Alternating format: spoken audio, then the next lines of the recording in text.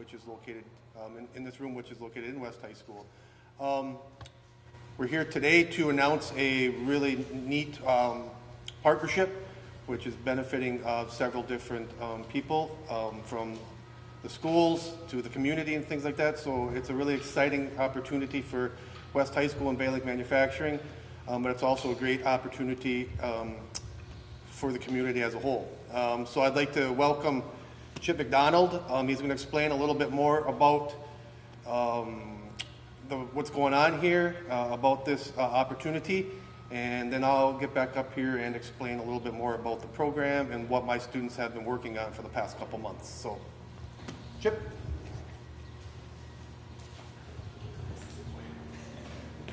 None of you guys are actually live,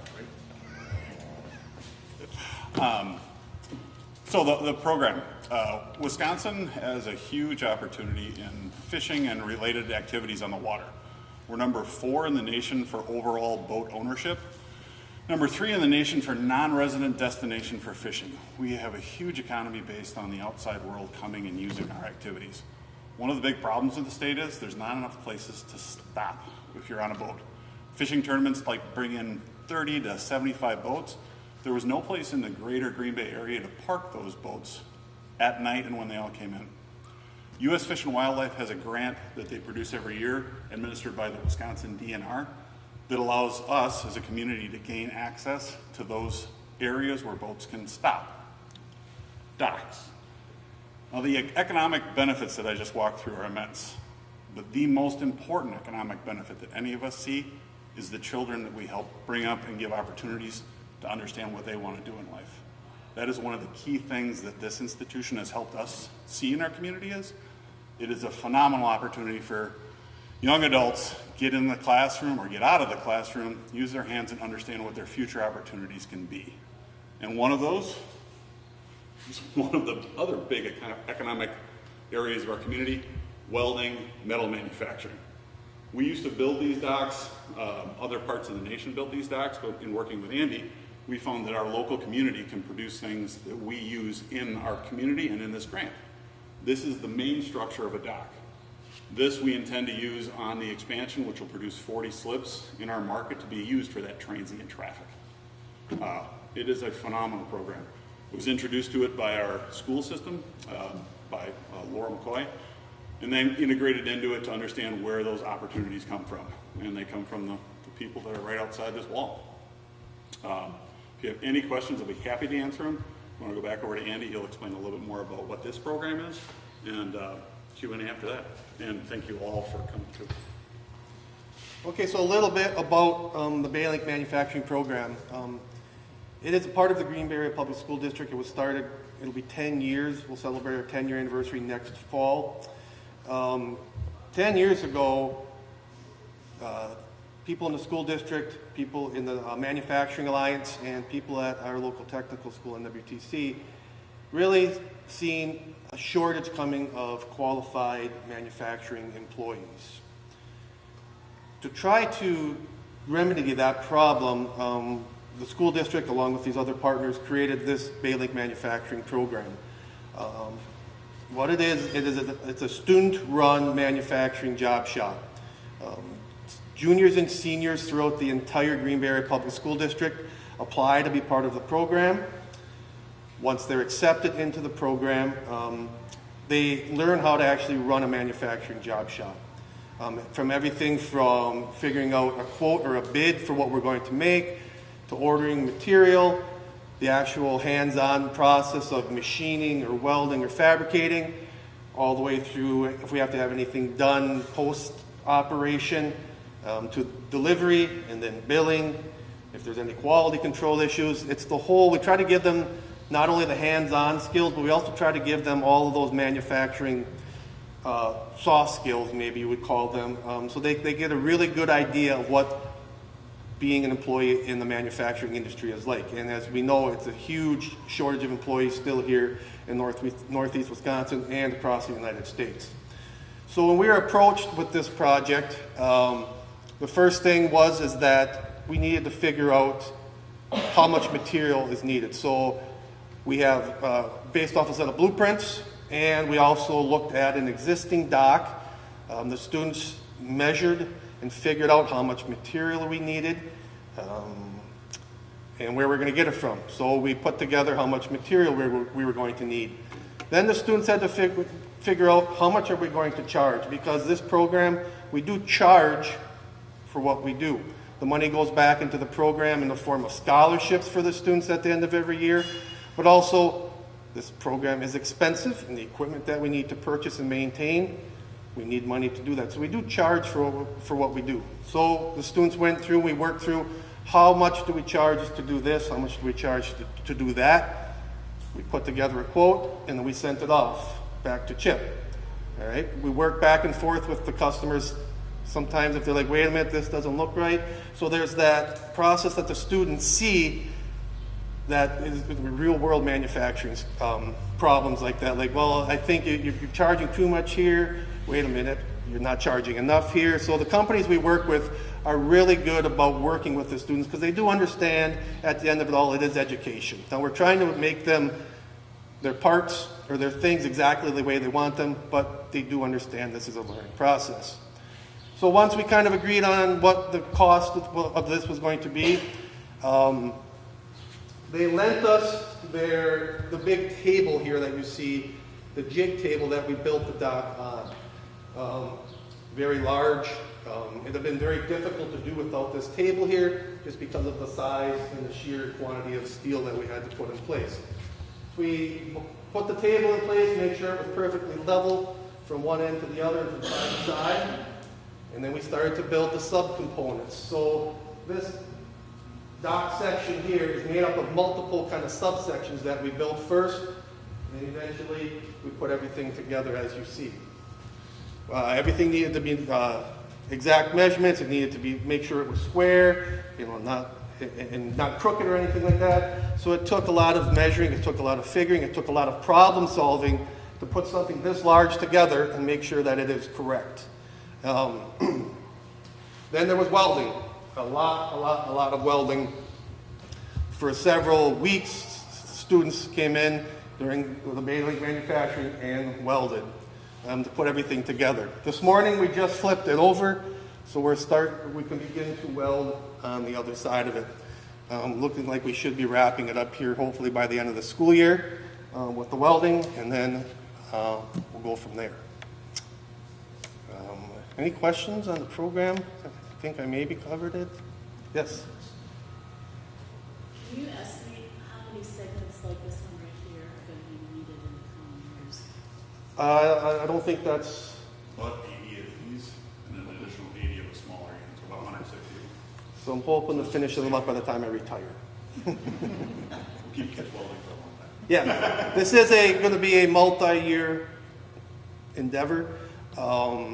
We're almost done with this school year. We do hire some students in the summertime to come in, and we actually pay them an hourly wage to come in and work.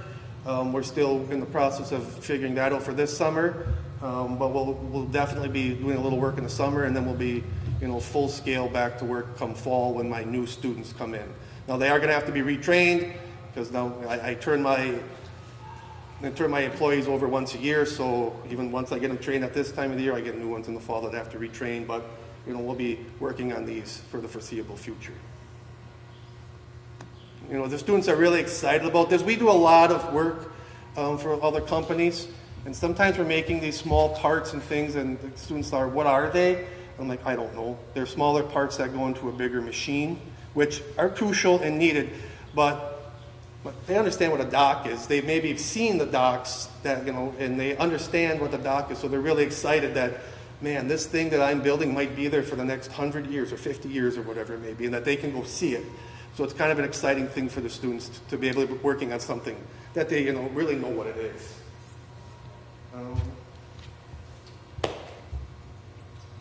I think.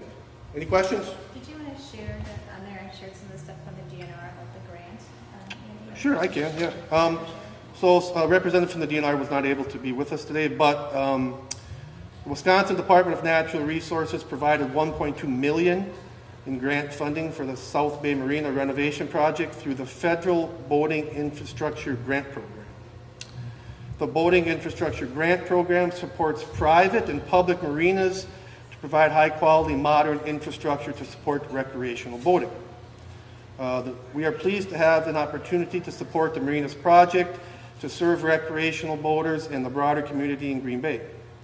This project, particularly the collaboration between the Marina and Green Bay schools, is an outstanding example of how effective partnerships between private businesses and the public sector benefit the community. And then Andy, we'll just have Mayor Dimmer come up and talk a little bit about this and his involvement, and I think we work with. Yeah, if you have any questions, once we're done, I definitely can answer any questions. Well, thanks, Andy, for all that work and the comments. Thanks, Chip, for your work on this as well. As was referenced, the City of Green Bay has been working with Chip for some time on the expansion of the South Bay Marina, recognizing how important it is as a driver of tourism for the city and for the region as a whole, and also to the point that he had made, offering more access to our natural resources, to the river and to the bay, a balance that we've been trying to strike for a long time here within the city, recognizing that it's a center of industry, but also, we are very fortunate to be centered at in the largest freshwater estuary in the world, and so offering people access to that incredible resources is a real priority of ours. And just really want to thank the Green Bay School District, not just for this program, but this is an amazing opportunity for students within the district to get a lot of real world training that sets them up for the future career paths. One of the Baylink students participated in a roundtable with the First Lady when she was in town. I don't know, about 4 or 5 months ago probably. I think he was in the Preble attendance area, but as a student over here taking advantage of everything on offer. I was fortunate to be at the musical performance here last evening, which was really mind-blowing. The students did an incredible job collaborating with a world-renowned composer, hosted him and performed his piece for him. I know there was an event just yesterday at the Automotive Garage at Green Bay East. So, just a series of examples in recent days of the amazing things that our Green Bay area public schools are doing for our kids, and this is another example of that.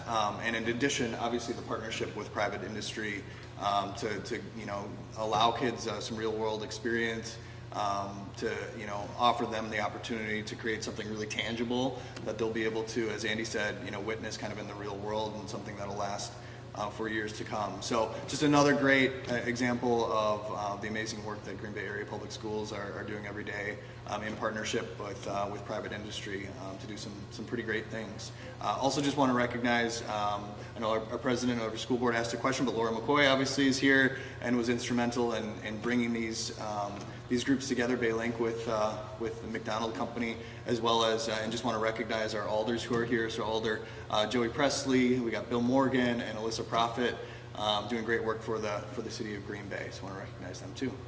With that, I'll turn things back over to Andy if anybody has any questions. So, any questions? Yeah, Chip, maybe this is for you. If I could come step back up here, because I know Yep. you are, but not everybody here does. So just say and spell your name and your title so Sure, everybody has it. yeah. Chip McDonald, CHIP, McDonald, McDonald, president of the McDonald Companies. Walk me back to sort of the issue, the problem that, Sure. that you needed, that you're solving here today, and how Yeah. that came about. I want to be very direct on the economic impact to our community is providing additional opportunities for boats to come into our community. Every time they come in, they usually stop. They go downtown, they go to the farmer's market. Large economic benefit every time one of those comes in. There's also fishing tournaments that come in that have not historically had a place to be inside of our community. They need somewhere between 40 and 70 slips every night. That was just not economically available in our community. This grant program allowed that to happen.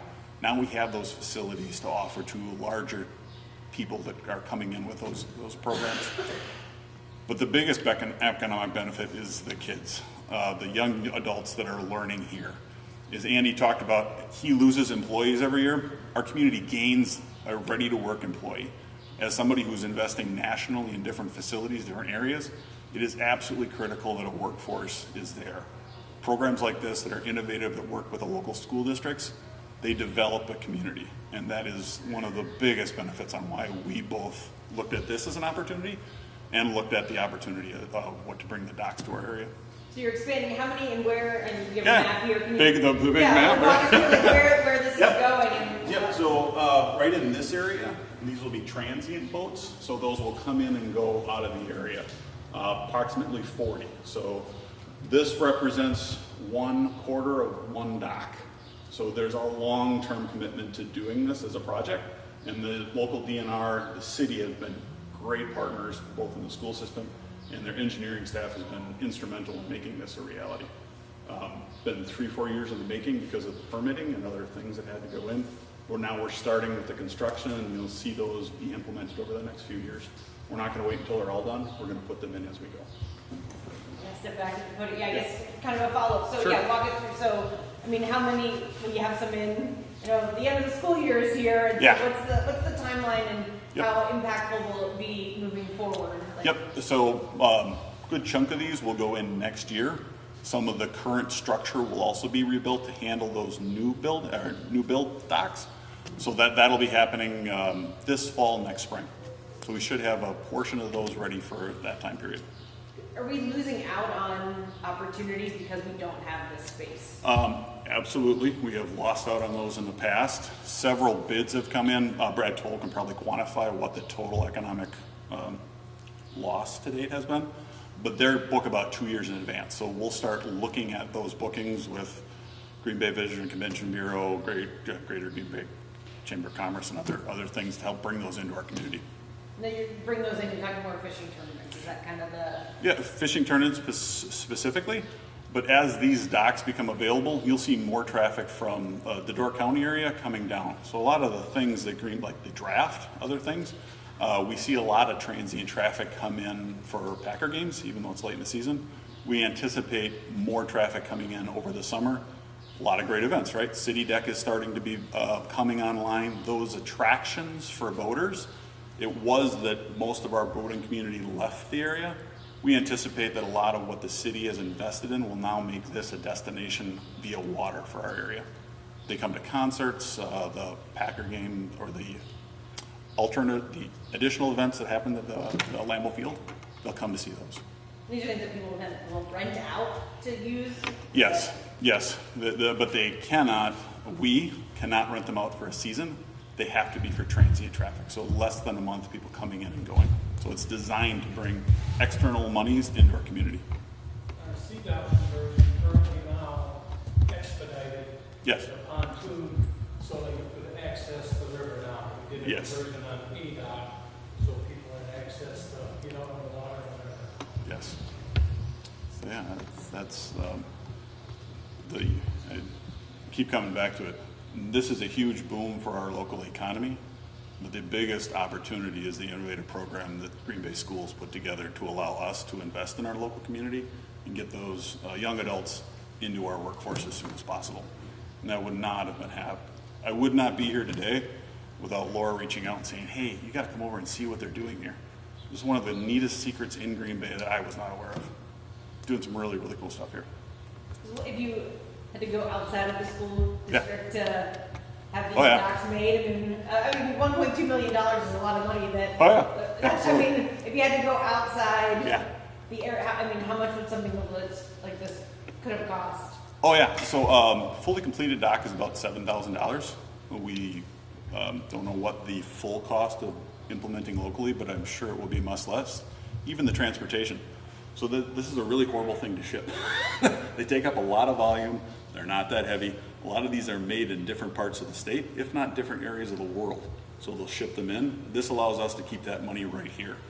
And as part of the program, they have to be built in the U.S., so this is keeping jobs right here where they should be in our community.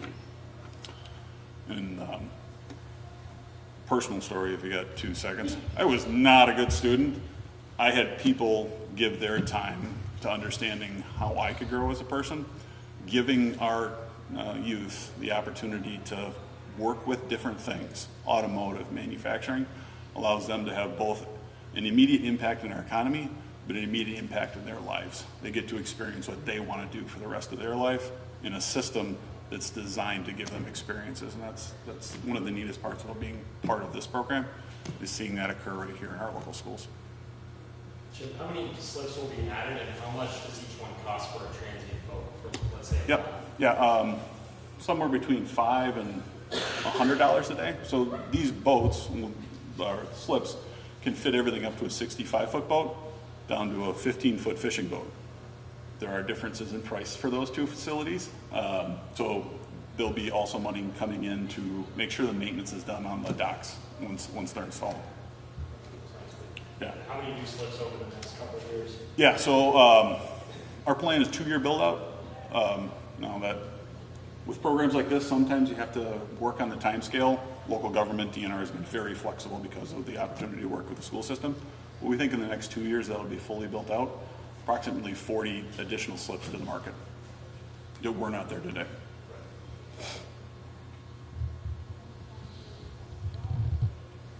Andy, you want to step up? Yeah. Say and spell your name so everybody has it, your title. Sure. Andy Belangi, A-N-D-Y, B-E-L-O-N-G-I-A. And I'm the instructor for the Baylink Manufacturing Program here in the Green Bay Area Public School District. I mean, obviously, you know, the job is to manufacture things, but this is you get to bring in a special table and a large project. I mean, is it overwhelming for you and the students, or is this what you do? No, it was at first. We actually had to kind of rearrange our room. We had to move some machines around and things like that. This is obviously the largest thing that we've ever done in the program. Most of our stuff is smaller machine components for some of the local companies and things like that. We do some welding work, but nothing on this scale of size and now quantity. So it was overwhelming. Now we kind of got the first one kind of under our belt here. I know I'm getting new students in the fall, but I understand this now better. So it should be, the next several should go much smoother and things like that. How impactful is a project like this on the program and the students? Oh, it's huge. I mean, just being able to help the community, you know, extra exposure, and like Chip said, this is kind of a hidden secret. We want to not make it a secret anyway. We want everybody to know about this program, because when these companies come to us, we're providing them a service, but they're really giving these students those real-world experiences, which are, you know, crucial for them to really become, you know, a manufacturing employee that anybody would want. And all my students are highly coveted. I could get them all jobs right now if they want them. I do encourage them to go on to schooling a little bit and, you know, things like that. But these students are sought after in the community because the manufacturers are starting to know more and more about this program. Chip said 2 years he wants to have his 40 slips, and how long does it take you to manufacture one of these, and are you going to make the deadline? We're going to try. This first one, like I said, was the first one. We don't have to do some things we did, I guess, on the next ones and things like that. We're going to work with Chip and his company to kind of refine the process and get it, you know, get it exactly the way it is. This one took about a month to get to where it is right now.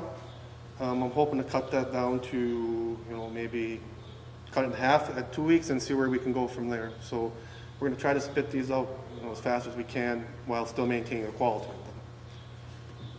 them. Andy, how have you seen the program grow since you've been ahead of it in terms of student interest and the projects that you guys are able to take on? So I kind of was part of getting this program together 10 years ago. So I've been with the program since then.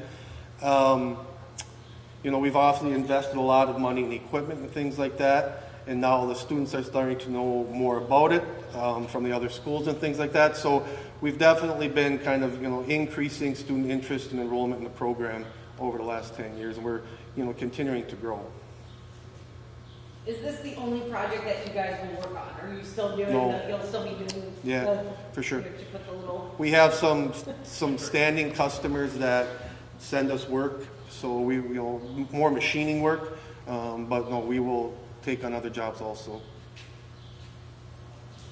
We're a full service manufacturing, you know, job shop, so I don't turn work down. Any other questions? Are there any students available for that class? Or Unfortunately, I have students for 2 hours in the morning and 2 hours in the afternoon. So it's a 2-hour shift, I call it, and unfortunately, we're in between shifts right now. I appreciate y'all coming. One of the key things that I would ask you to do is, as much as this is for adults to learn about the wonderful programs, it's also really important that we get that community message out to the youth. Because kids in 6th, 7th, and 8th grade are looking for opportunities like this. They can choose to come to West, they can choose to come to Preble specifically for programs like this that get them the real world skills and opportunities they need. So they hang out on social media. If you all have social media accounts, please go out there, reach out, and talk about these wonderful programs today. Thank you. One more thing. My students do receive college credit for being part of the program from NWTC. They also receive 3 different industry certifications. And like I spoke of, they do receive a scholarship for being part of the program. So there's a lot of incentives to be part of the program. So it's it's a really good opportunity for students that want to have a career in manufacturing. Thank you. Thank you.